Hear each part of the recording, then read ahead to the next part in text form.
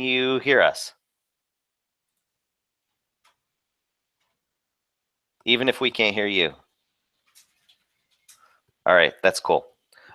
We'll work with that, and if we can figure out your microphone as the night goes on or the day goes on, sorry. It's been a great early morning already. So thanks everybody for joining us. This is the ULS Academic Outreach Committee's online roundtable. Today we are going to be discussing campus partnerships. So I'd just like to do a brief introduction so everybody can tell us who you are and where you're from. My name is Chris Davidson. I'm the Campus and Community Engagement Librarian at Northwestern University Library. I'm also a member of the committee. Stephanie, why don't we do you next? Hey, I'm Stephanie Race. I'm the head of research and outreach at the University of North Florida in Jacksonville, and I'm actually really interested in this topic, so looking forward to it. Mandy? I'm Mandy Havert, and I'm at the University of Notre Dame. Primary job responsibility is outreach to campus on behalf of grad students and postdocs, and I work closely with the graduate school in a lot of my outreach. Excellent. Joyce? I'm at Loras College in Dubuque, Iowa, and I'm the library director, but we do a lot of outreach and marketing and promotional events too. Jennifer? I am a research and instruction librarian at the University of Alabama in Tuscaloosa, Alabama, and I do primary outreach for academic support programs such as Student Support Services, Center for Academic Success, Alabama Reach, programs that are not in traditional colleges but are there to help students who may have a special academic need of some sort. Great. And Dawn? Is it working? Oh, there you are! Yay! Yay! I am Dawn Cannon-Rich, and I'm at Georgia Southern University. I've only been here since January, and we don't really have anyone doing outreach, so I've kind of taken that under my wing as one of their information services librarians. Great. So we've got a nice mix of people all across the board in different types of institutions, so I think we'll actually learn a lot from each other. Some good ideas. Dawn, just so you know, we are asking if people aren't speaking that they hit the mute button on their microphone, just so we don't get too much ambient noise so we can hear people better. So who are you collaborating with? What departments and other units on campus or programs are you collaborating with, and who do you collaborate with the most? Well, I'm not really collaborating with anybody here at Georgia Southern right now because I just started in January. However, at previous institutions, one of my biggest and most successful collaborations was with Residence Life.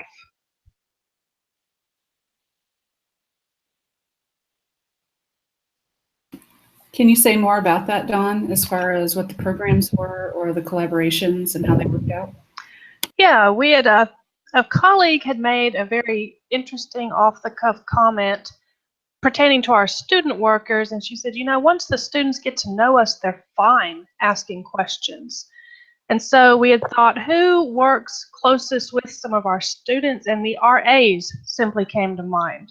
And many of our students who live on campus, you know, use their RAs as a mentor and really trust them.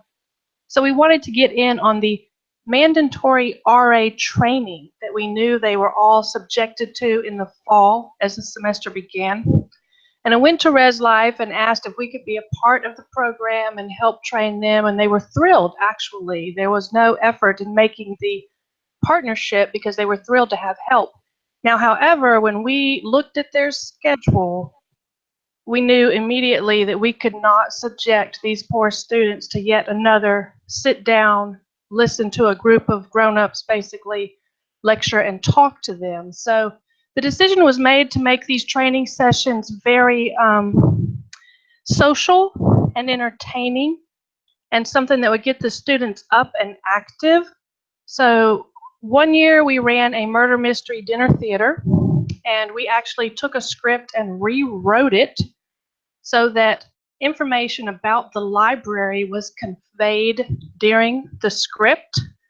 And they were also introduced to real persons in the library throughout that play.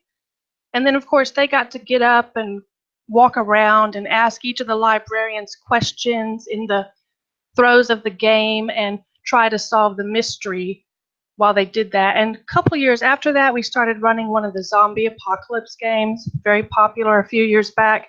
And the same thing, we rewrote the rules to where if they were tagged, they could go to our help desk, which is what we called our information desk, and request a task that would introduce them again to some aspect of library services. And if they completed the task, they essentially would win their life back and get to go back into the game as a human and have a stronger chance of winning the game. And we fed them, of course. If you offer food, they will come. And then at the end of it, our spiel was, all of these services are real, all of these people are real. What we want from you is to communicate this to the students within your residence hall and help encourage them to seek our help whenever they're struggling with paper assignments, with citations, with things that the library obviously helps with. And we did see an increase in student referrals. Students would come to the desk and say, my RA sent me. We also offered to do any required program for the RA.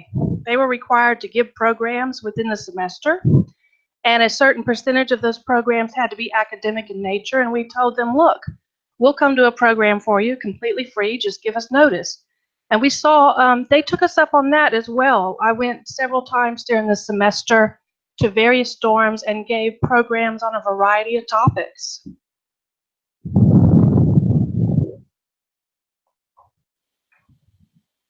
Anybody else? Who else are you all working with?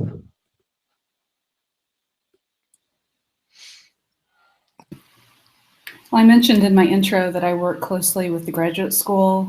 There is a campus-wide professional development team, and it formed, I want to say in 2010, but I joined in 2012 when I took my current position.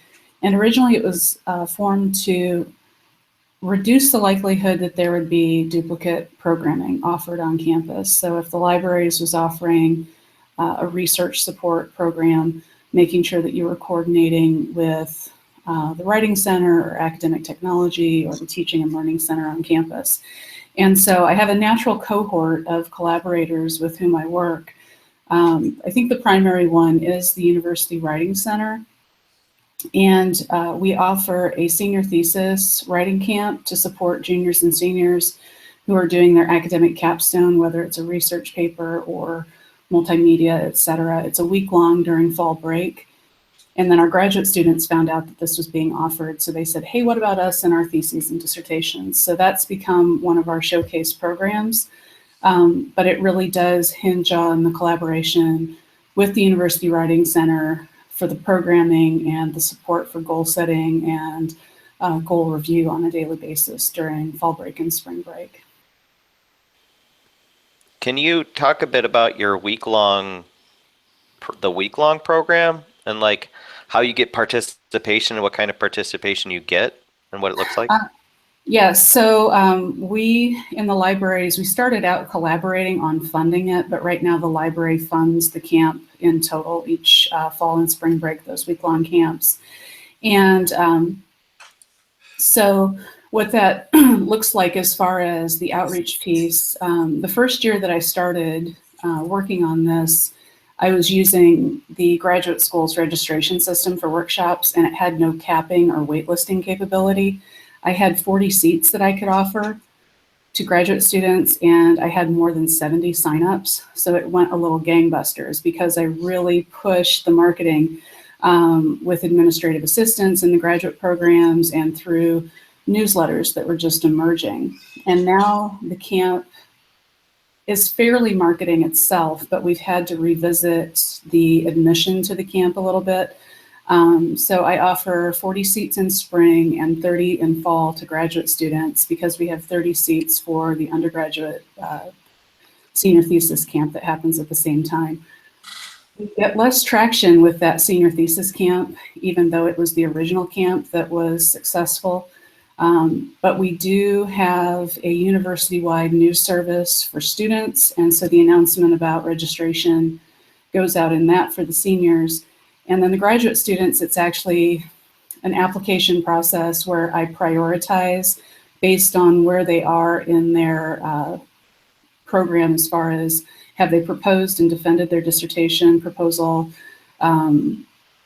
have they written or drafted one chapter, are they midway through writing, are they finishing up and trying to get out in the semester that they're applying to the camp, so, or are they not even in dissertation phase. So there's a prioritization process, and I have a LibGuide that has all of this on it. The transparency seems to work best for the grad students, but they were getting a little upset because if they were coming to the end of their program and needed that boost to make progress during a week of focused writing and research, they were getting shut out by students who weren't yet in the dissertation phase and were writing papers for classes or preparing for presentations.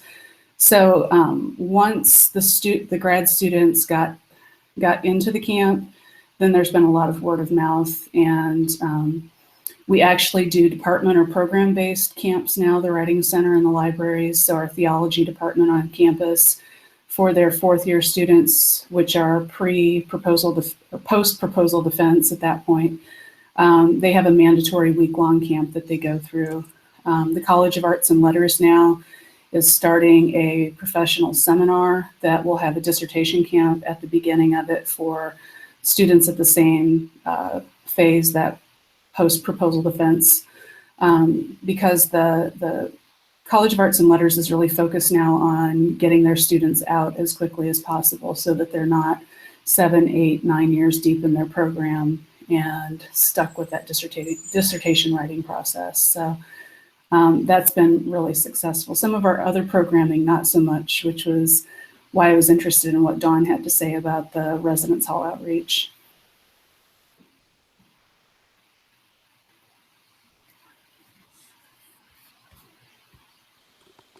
Jennifer, So- it looked like you wanted to jump in there too.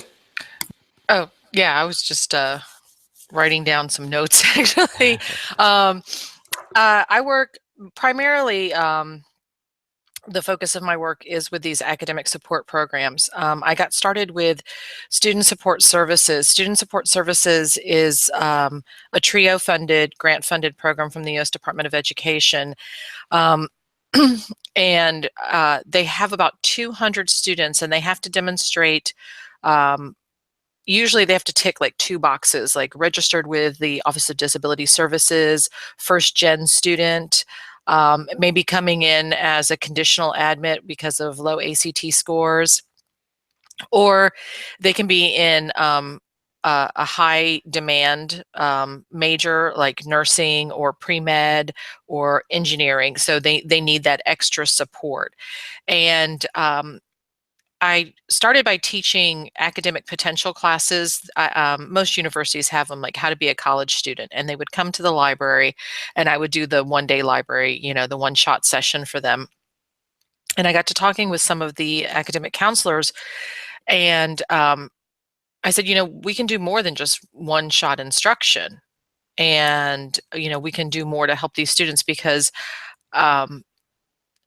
I really think, like Dawn was talking about with the residence halls, students are afraid to come in and ask us questions. Library anxiety is such a very, very real thing. And there's a lot of studies being done on the imposter syndrome now, like I don't really belong in this space.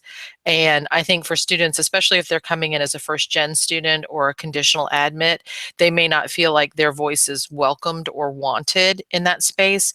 And I'm a big proponent of inclusion. And for me, inclusion is not making my space a welcome space. For me, inclusion is going out and finding these students and saying, your voice is wanted in this space. You actually belong as part of this conversation, and what you have to say is important. So we met with them, and our academic technologies librarian went with me the first time. And then I decided to partner with another librarian in information services here, and we devised an outreach program where once a week one of us would go over for 2 hours and kind of like set up shop like the librarian is in, so that they could come to us in their familiar environment, in the place where their program that supports them is. And honestly, the first semester, we didn't get a whole lot of buy-in. And we went back and we talked to the director of the program, and we said, you know, can we poll the students? Would you be willing to send out like a doodle poll or a Qualtrics survey to ask them, when would they like to see us there? When would we be most useful? And it turned out that Tuesdays weren't good, but Wednesday afternoons, because everything's due on Thursday or Friday, is the best time to have a librarian come over. So we switched and we started going on Wednesday afternoons. And semester by semester, as we become just part of their program, now, you know, they just expect to see the librarian. And unfortunately, the person that I was doing this program with, she's moved on to another library. So I've been trying to carry it solo during our spring teaching load, which has been insane. But you know, there's been a couple of times I've had to miss going over there, but it has been incredible, the response that I'm getting now. A lot of it is seriously due to a few students who would come by every week and sometimes would drag friends with them. Friends who would be like, oh, why do you want to go see the librarian?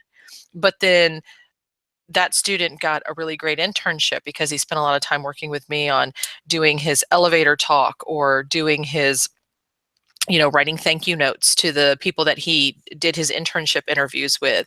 And so I haven't seen that guy this semester because he's off doing this great internship. But those friends that used to kind of like make fun of him for stopping by to see the librarian, they're coming in now going, hey, can you help me with stuff too, like you helped Thomas? Absolutely. And it's really gratifying for me that I'm not seen as other now, because I think that's the big separation between getting students to come to the library, the big imposing information desk, or having to go up to that and ask the student worker, can you get me a librarian? And now I'm part of student support services. I was at their honors day program. You know, I'm hoping, I've just written a proposal so where that we maybe can give like a research award at their honors day program for students who actually participate in the program and come and you know, utilize my services while I'm there. And hopefully, you know, that proposal will be accepted by our dean. But I'm trying to roll this out into other places and other campus entities. So, you know, I'm working with our different capstone programs here that are not part of the traditional liaison services, that kind of fall outside of that and they get forgotten about. You know, people don't remember that, you know, the people that are most in need may not be the ones who are going to come to you through your traditional liaison channels. So. Do you see those interactions translating to lowering in-library anxiety? Like, do you see them coming in and taking advantage of the services? And like, how are you Yep. measuring that in some way? Yeah, we have a traveling librarian program because there's a couple other people who do outreach in our department, and so we kind of have a blanket traveling librarian. So if we're traveling, we use SpringShare and we record all of our analytics. And there's a notes field, and I make detailed notes about the type of interactions and whether or not the student coming in to see me, if they come into the library, is a student support services student who, you know, it translated for them that they could come in, so that I can kind of keep track, because I can search by the input, especially now that Erica's gone and it's just me. I can search everything that I've input and kind of, I use kind of a formalized language for the type of research help that I'm giving them. And I can just kind of track it that way. So I've seen a huge uptick in the number of students who will come in and they'll just go to the desk now and say, I need to see Jennifer, because they know me and I'm their librarian. So they come specifically for you. That's awesome. And I do tell them, you know, I may not be there, so you can use whoever's on call. You know, we're all nice people, but I'm that familiar face. I'm that familiar person. So 9 times out of 10, they'll shoot me an email even before they come over. Are you going to be there this afternoon? And a lot of times they'll just come directly to my office. And if I'm not in my office, that's when they'll go to the desk and say, you know, where's Jennifer? I need Jennifer. So. Very cool.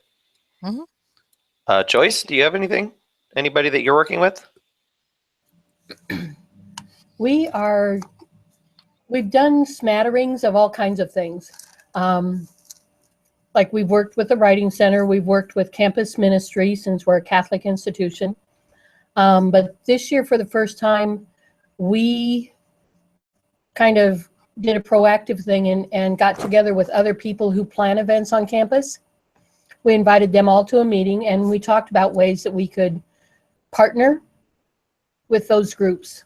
And since it was new, we decided we'd just mainly offer to partner with our space.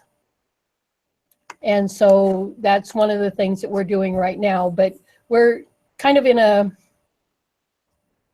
place where we're just starting to seriously consider more of a planned partnership with people outside of the library. Like I said before, we just kind of did one-offs, one here, one there. And so now we're trying to figure out ways that we can become more involved. So that's part of the reason I'm here. Great. That actually leads kind of nicely into the next question that we have, which is like, how do you develop these partnerships? Like, do you seek these people out? Do they seek you out?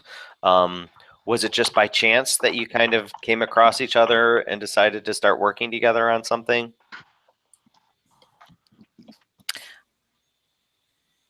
I think for me, it's just letting people know that you're available. I think Dawn said the same thing when she was talking about working with the residence halls, that nobody had ever asked them before or knew that those services were available. And I find that over and over again when I go to talk to different people on campus, and I say, "Oh, you know, we can do this for you," and they're like, "I didn't know you will come here after hours. You know, our study hall is from 7 to 9. You would actually come here at 7 p.m. at night." And a lot of times it's just making sure that they know that you're there and you're available and that you're willing to help them out.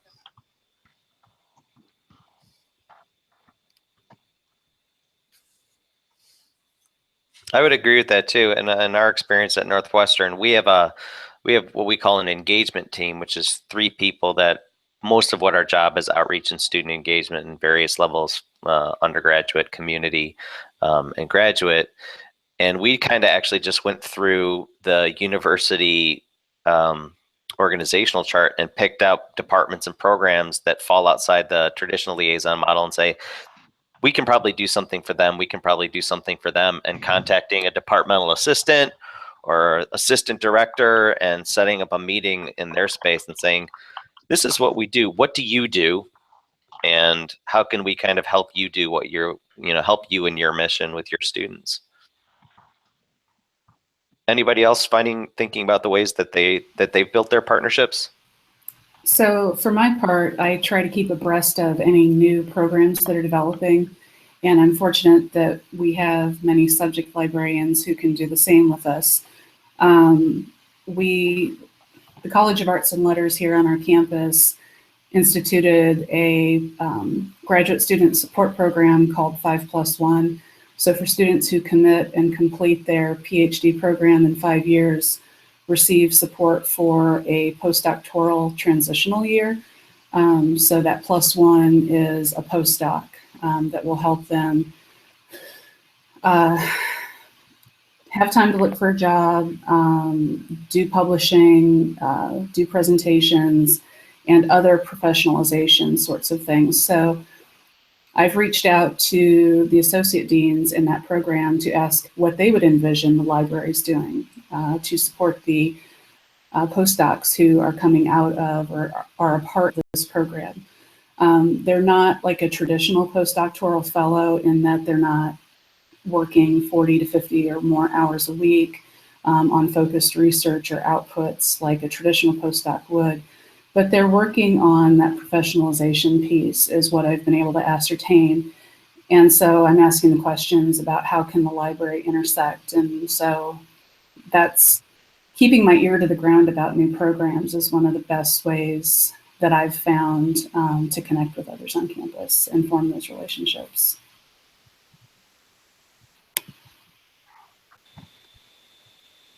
Who do you all find to be the best people to get in touch with in your partner programs? Absolutely, an admin assistant. Being friends with that admin assistant will get you further than anything.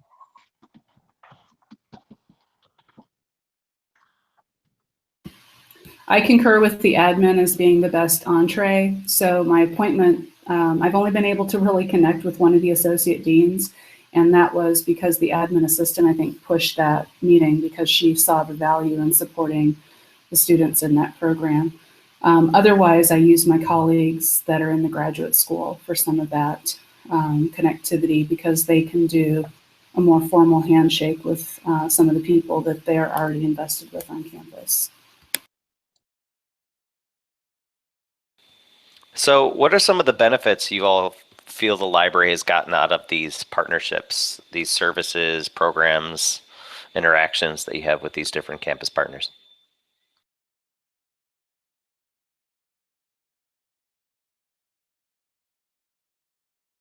None? Well, I think it's been mentioned before that it takes you from being that other. It helps you to be seen as simply a part of the campus community. I think so often we're seen still in that very traditional, oh, it's the library, it's the place where you go to be quiet and it's full of books and you're supposed to study there. I think they start to realize that you are actually part of the central academic, throw and flow of the campus. It opens their eyes to things beyond those traditional services. Have students all the time and other folks been mentioned for, I had no idea you would do that. I had no idea you offered that. I had no idea I could ask for help on that. So those are some of the benefits. I think it also just broadens your circle, broadens the librarian circle of people to contact when we actually need something. When we needed students to come in and help with a program or do something, these RAs that we had made such a connection with were more than happy to jump in and volunteer at that point, as were the staff of Res Life. You kind of enhance your own circle of collaborators when you need something in turn. Absolutely. I agree 100% with that. The connections that I've made through I'm part of our Inclusive Campus Initiative, and working with the folks in the Inclusive Campus Initiative it seems like all of those people that are coming to those monthly meetings to talk about how to make our campus a better place for everyone are the types of people that I really want to do this type of outreach with. It's where I ended up getting on the First Gen Roundtable, and where I made the connection for our international students. They have Tuesday teas, as they call it, where they just sit and talk about different issues that are happening, and they have an international study hall. And making these connections helps me find out where my services are needed on campus, because I truly believe that my job as an academic librarian is to make sure that students are successful in their endeavors. And I can't help a student become successful if I can't reach that student. And if that student's not going to come into the library, then I feel it's on me to go find that student and help them at their point of need and make them comfortable with what the library has to offer and who the librarian really is, so that then they will come in and use more of our services.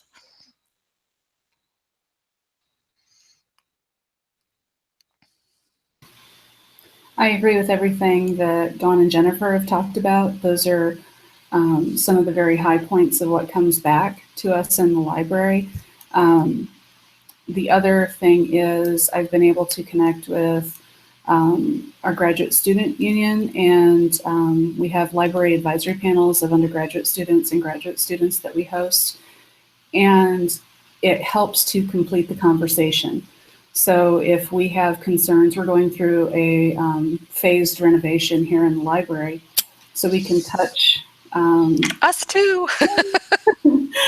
we can reach out to the students and form some feedback panels and find out if we're about to make a huge mistake, It's not 100% successful. We've piloted a new type of graduate student study carrel in one of our tower floors here, and we thought we had it right. And when I was giving a tour to our graduate school, a former graduate student who had a study carrel here at the university said, "But where do students take their comprehensive exams?"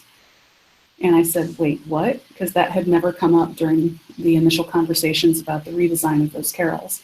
So fortunately, we only did one floor as a test, but we now know that we have to build in some different types of spaces. But it's that level of conversation in these outreach relationships that really help us, I think, do the best that we can for student support.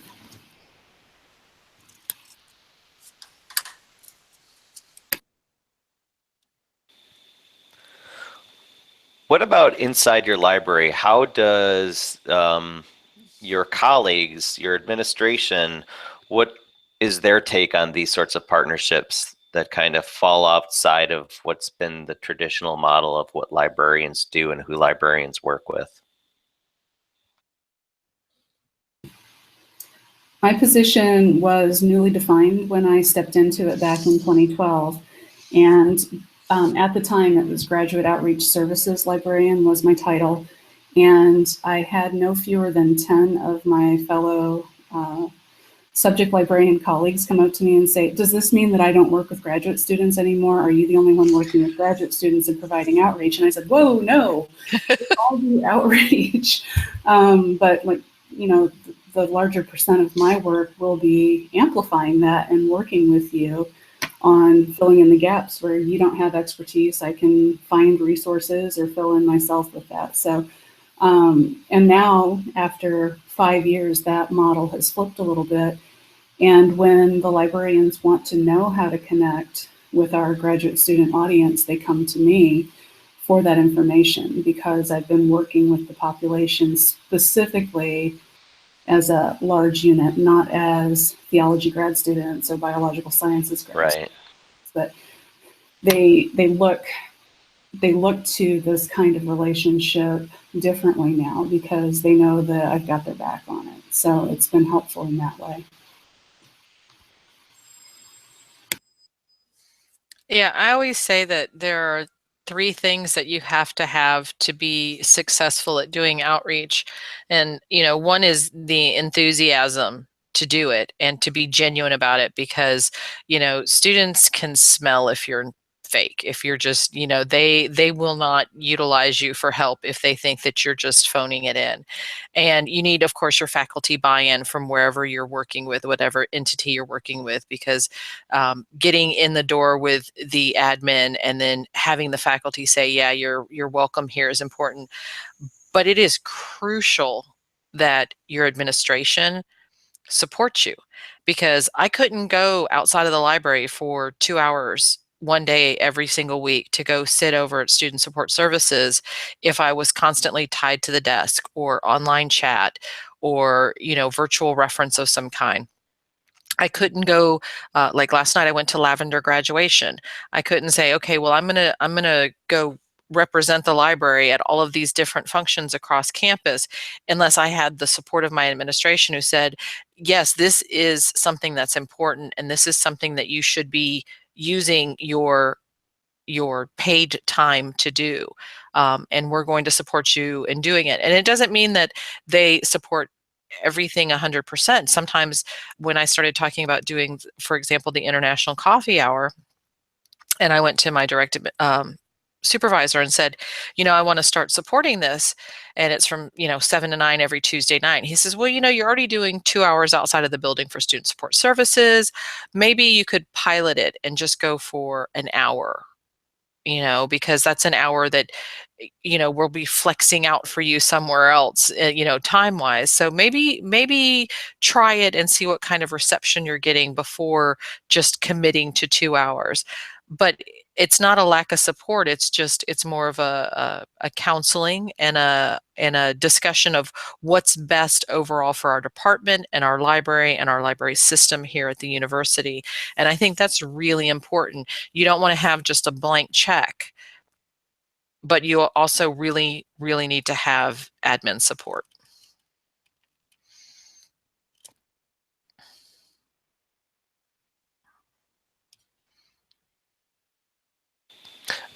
So what are some of the challenges to these sorts of partnerships?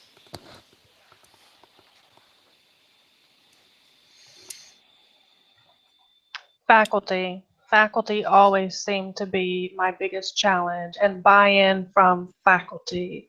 A lot of the staff in some of these areas have been more than happy to welcome librarians in, but faculty are the ones we often get pushbacks from.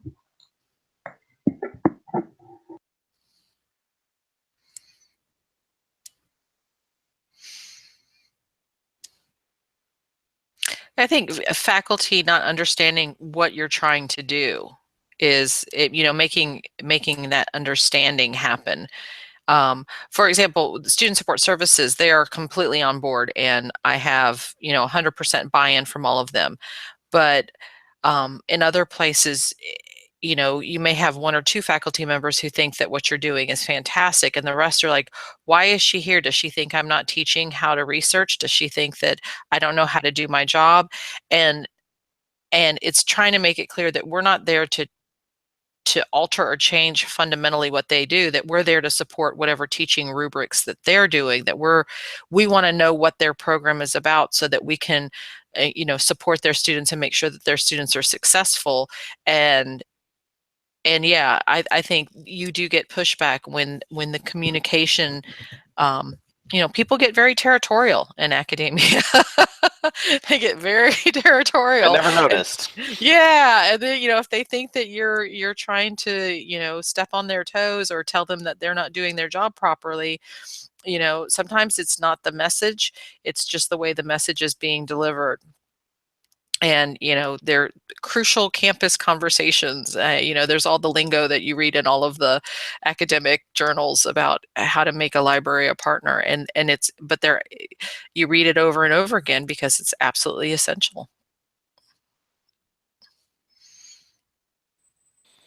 Any other challenges people kind of run into? Money and time. That is certainly one.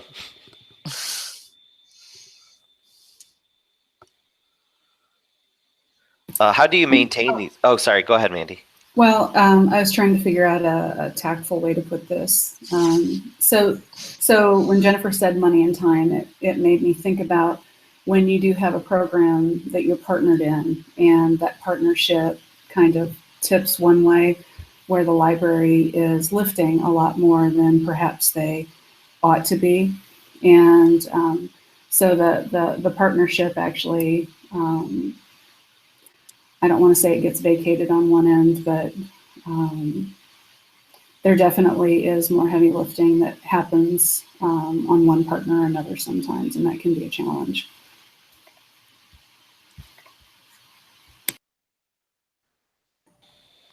How do you go about? Sorry.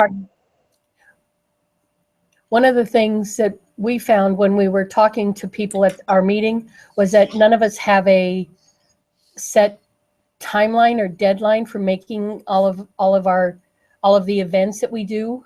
So that was one of the things we had trouble with, is finding matching times to plan ahead so that we could truly be a partner rather than just say, well, you could use our space or that kind of thing.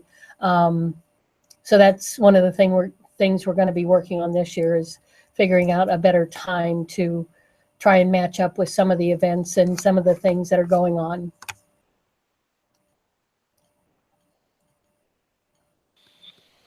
How do you keep making these partnerships ongoing? Like, how do you keep them up? How do you do things, thinking of challenges, and everybody agrees that departmental assistants are the best people to work with? How do you deal with turnover when the people that you're working with in that department move on to newer things?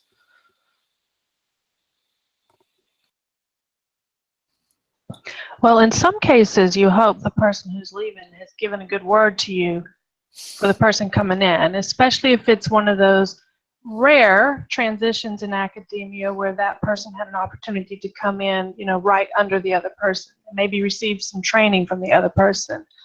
Often, though, it ends up meaning kind of starting over and just walking in with the sales pitch again. Hey, we've been doing this. It's been successful, blah, blah, blah. nice to meet you. Is there any way we can continue this? Or do you have any ideas on how we can make this better? You know, just kind of inviting them into the process and letting them know you really don't want the relationship to end. And then hoping, really hoping that they're on board with that and open to it.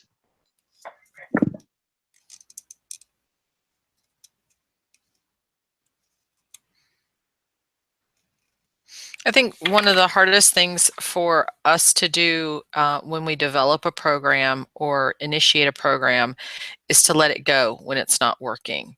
I've watched other librarians, and I've been guilty of this myself, wanting to just, keep trying and keep trying, and because you feel like it's very worthwhile, and this could be a great program if you could just get it off the ground. But at some point, you do have to put a limit on your time, because there is a return on investment, and you have to be able to say, okay, maybe this isn't working the way I wanted it to. And you can go back to your campus partners and talk about, how can we alter this and how can we change it to maybe make it work, like I did with student support services when I said, okay, can we poll the students and see when I should come, because nobody's showing up during my 2 hours that I'm here. And there's just so much Pinteresting I can do while sitting, or lesson planning or whatever it is, that I'm doing for the 2 hours while I'm sitting here.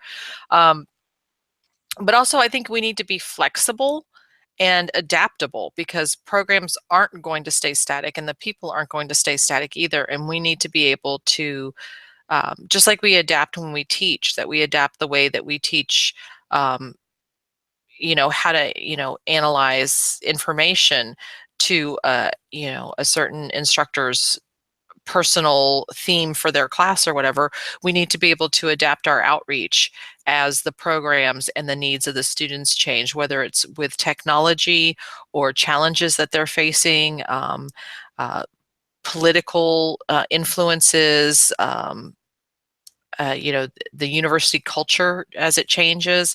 There are so many things that we can't just keep doing it the way we've been doing it because it used to work the way we've been doing it. We need to be open to the possibility of saying, maybe we need to alter the way that we do things, if that makes sense.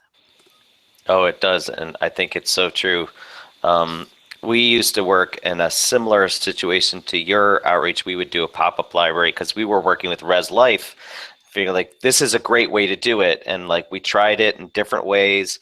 And, we kept just trying to figure out the right way for this to work because it seemed the most natural program. And eventually we're just like, you know what, this is not going to work. We're not getting the kind of, as you said, return on investment, amount of time that it takes to put this thing on for the kinds of questions and interactions we were getting. And we just eventually said, all right, this is just not the program that we have. I also think that it's equally viable to say, well, that didn't work then, but it's not something that we can't say, well, it might never work too. As you were saying, as like the university changes, as the library evolves, sometimes there are things that didn't work before that are worth looking at again.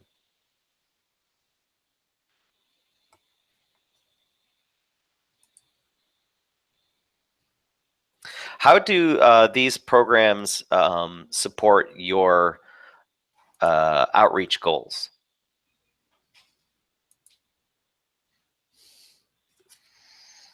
Or do you not have outreach goals?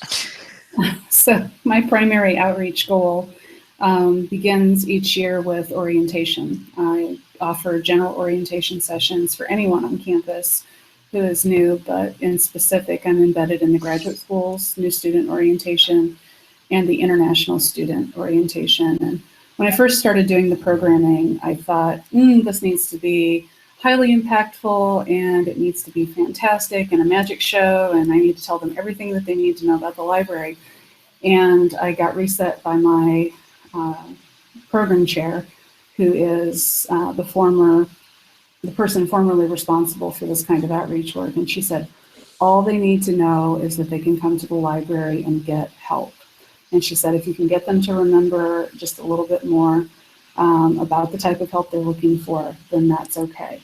She said, but let them know that the library is welcoming, that we are kind people, and that we are here to help them. If they get that message, you're golden. So that's my only real outreach goal, is that we are here to make sure that you succeed as a student. And if they get that, then I've done what I need to do.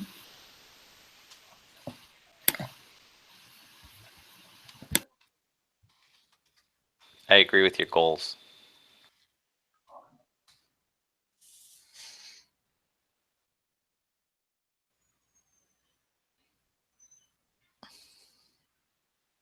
Yeah, well, I kind of created my job when I started here. In this position, I've been at the university for 5 years, but in as a research and instruction librarian just for a little over a year. And I just realized that nobody was doing the type of outreach that I'm doing now. And at the time, I didn't have a traditionally defined liaison role. And so I just kind of was making it up as I went along. And now it's part of my annual evaluation. Like, I'm supposed to be identifying campus partners to expand this program. So I kind of created that.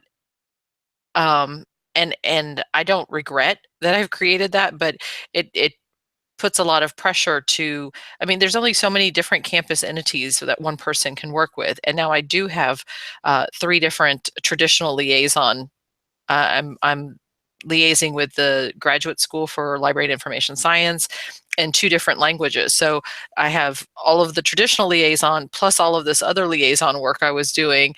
And now I have the goal of identifying and developing relationships with other places, and we're short like 2 librarians right now. So, it's like, yeah, how many things can you do in one day? And but it keeps me on my toes, because I know that it is something that I'm going to be evaluated on at the end of the academic year next year. That, okay, I need to increase the type of outreach that I'm doing. I need to find new partners, since the person that I used to work with has left, who, when we hire 2 new people, maybe I can nab one of them, because they won't have traditional liaison roles at first. And I can say, okay, let me talk to you about what I'm doing and see if you want to come on board. But yeah, it's a lot of work.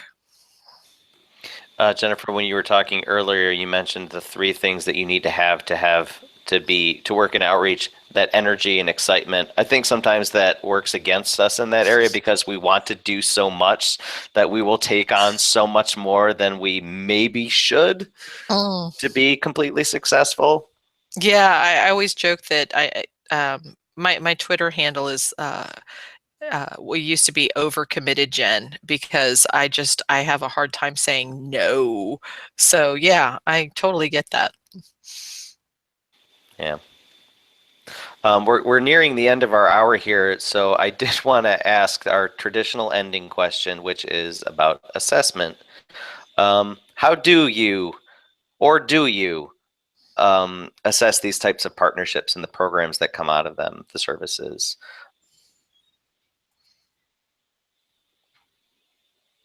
Yeah, like I said earlier, we use the SpringShare to assess, everything is about numbers. So we assess all of the different programs, and we do have the umbrella term for traveling librarian, because we do have some folks who do honors college outreach and other people who do outreach to the res halls. And one does outreach to the Mallet Assembly, which is a student organization here on campus. And so we do try to keep numbers on what we're doing, because it's important to justify those hours that we are out of the building to keep that administrative support for what we're doing. But we also collaborate within our own department. We get together, those of us who do this type of outreach, at least once a month and just sit down informally. I mean, we don't have like a big agenda meeting, but we sit down informally and we talk about what's working, what's not working, and we help each other out. Like, hey, this isn't working for me. Do you have any ideas? Did you ever encounter this problem? And so that's more of an informal assessment, but it is a kind of a checking, and it's also where we try to reality check each other when a program's not working and say, maybe it's time that you just put this program out of its misery and focus on something different. Are you using live analytics for your tracking? Yes, but we call it lib analytics. I won't judge you for it.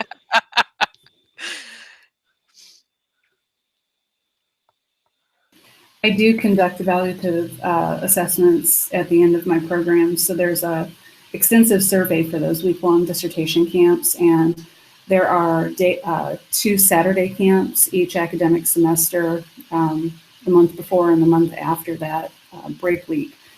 And I make sure that I'm responsive to that information, and then the students know that I am invested in what they want. So we do make program changes.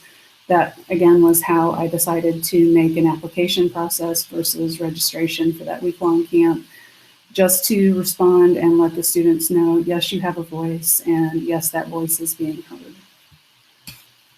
That's excellent. Yeah, I think I want to, especially with student support services, because I've been working with them so long. I think in the next year or so, I want to move from just doing the numerical, like, lib analytics, live analytics evaluation, to doing almost like a questionnaire, like what other services can we offer? How many times did you utilize our services? What was the most important part? And trying to get a bit more substance in the feedback from the students so that we can enhance the what we're already offering them.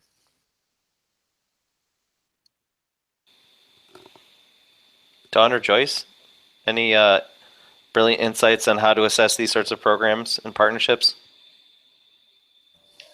Well, with the RA residence training program, a portion was tacked onto a survey that Residence Life gave the students about the training. We formatted those questions, but it was simply tacked onto that.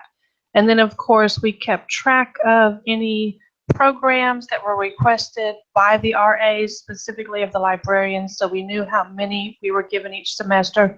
And we just kept a little tick sheet, because at that time, that institution I was at did not have lib analytics. When those students would come to the help desk and say, yeah, my RA told me to come here, or, I was in Residence Life and we saw your program last week and decided to come. So some of it was anecdotal, unfortunately. As the years have progressed, I wish we had kept kind of more firm track of all of that.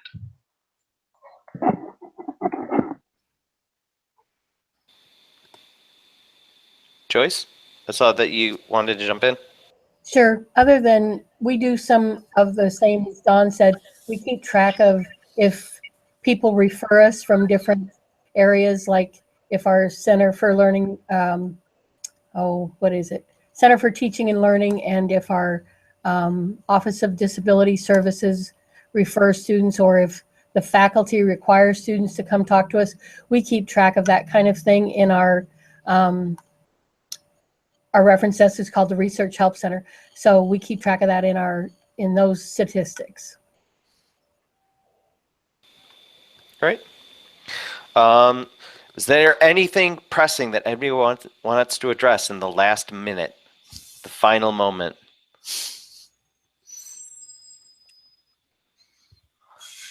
So we've answered all of the questions. I love it when we solve all of the library problems in 55 minutes. All of the library outreach problems. Right. Yeah, sorry. Those are the important ones. Right. Totally. I want to thank you all for joining us. I thought this was a really great discussion. I really appreciate all of your input. Speaking of assessment, we will be following this up. You'll get an email from us asking you to fill out a little form so we can continue to improve these conversations, because I think they're really great conversations to have. So the better we can make the experience for you all, the more we can do them. So thank you all for joining us, and we will see you next quarter.